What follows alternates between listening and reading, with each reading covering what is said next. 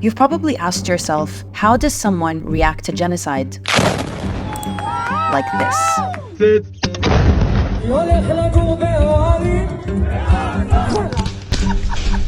With your babies here.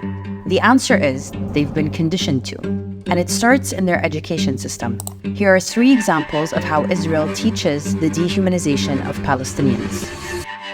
According to this Israeli professor's research, Israeli textbooks show Palestinians, or Arabs as they're called, as caricatures of primitive farmers, hordes of refugees, or they're masked and painted as terrorists. You cannot find one photograph of a human being who is a Palestinian.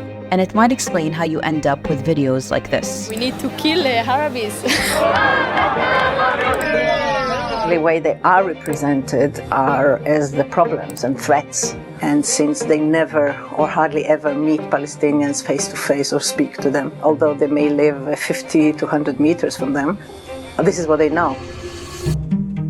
If you type map of Israel in Hebrew into Google, this is what you'll get. Notice how a lot of these maps have no clear markings showing the occupied West Bank, East Jerusalem, and the Gaza Strip, all of which are internationally recognized as illegally occupied Palestinian territories. You'll also find this map in Israeli textbooks. It's how you end up with illegal settlers colonizing more and more Palestinian land, claiming it's their God-given right. This, all this, what you see, it's belong to Israel. And it's how you end up with scenes like this. You have this necklace? That's Palestine, yeah. This is Israel. הארץ שלנו. כל הארץ. כולל עזה.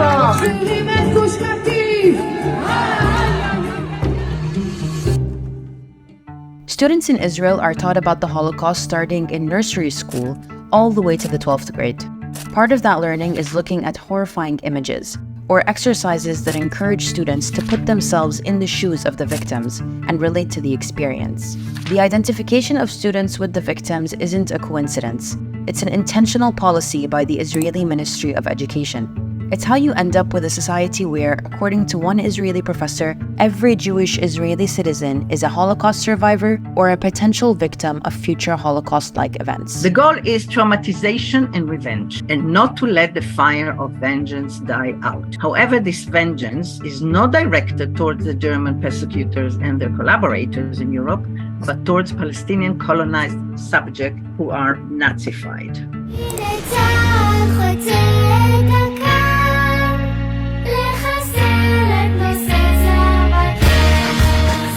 The fact that Palestinians had nothing to do with the Holocaust and that they are the ones currently being exterminated seems to be irrelevant.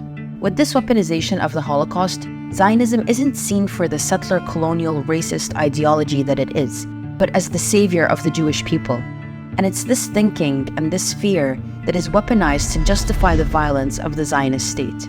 That it must exist and do whatever is necessary to defend itself so that another Holocaust would never happen again. That's how you end up with videos like this. It is a terrorist organization which murders Jews because they're Jews. Once the Jewish people were defenseless, no longer. So why does this matter? Israelis spent 12 years in this education system, teaching them to dehumanize Palestinians and see them as people looking to eliminate Jews, not an oppressed, colonized people looking for freedom.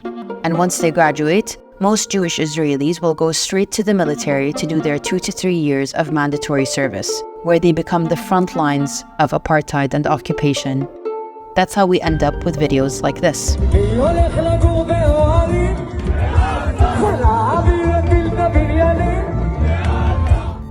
So why do all this? Well, Israel can only exist as a Jewish state if it manages demographics to maintain a Jewish majority. And it does so by displacing, imprisoning, and murdering Palestinians routinely. And the only way to get Jews to participate in this is by convincing them that it's the only way for them to exist safely. Seeing Palestinians as people who want to live in peace and be free doesn't fit into that plan. Subscribe for more and support us on Patreon.